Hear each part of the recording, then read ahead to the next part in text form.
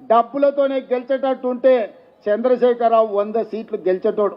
లారీల కొద్ది పైసలు ఉన్నాయి ఆయన దగ్గరనే కాదు, ఆయన కొడుకు దగ్గర, ఆయన బిడ్డ దగ్గర, ఆయన అల్లుని దగ్గర, ఆయన సడ్డకుని దగ్గర, అల్మారీల బీరువాలలో కాదు లారీల నిండా రూపాయలు ఉన్నాయి.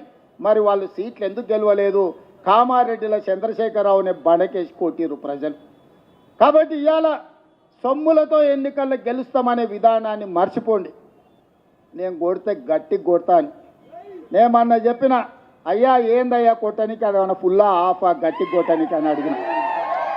చంద్రశేఖరరావు గారు ఈ వేదిక మీద నుంచి చెప్తున్నా, నీ గట్టి కొట్టాలంటే నీ కొడుకును వంగబెట్టి కొట్టు. ఎందుకంటే ఆయన తిరుగుళ్ళు చూడు, అటు చేసే వ్యవహారాలు చూడు. నీ బిడ్డను 2 జప్పరి, ఎందుకంటే లిక్కర్ దందాలో ఉండి ఈడ నిన్ను ఓడించిందే కదా, ఆడ కేజ్రీవాల్ని కూడా మింగేసింది.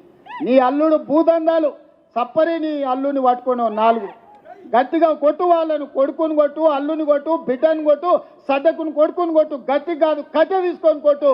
వీళ్ళు చేసిన దుర్మార్గాలు తెలంగాణ సమాజం చూసింది కాబట్టే నిన్ను గట్టిగా వంగబెట్టి కొట్టింది తెలంగాణ సమాజం అని చెప్పిన చంద్రశేఖరరావుకు ఆయనకు చెప్తున్నా.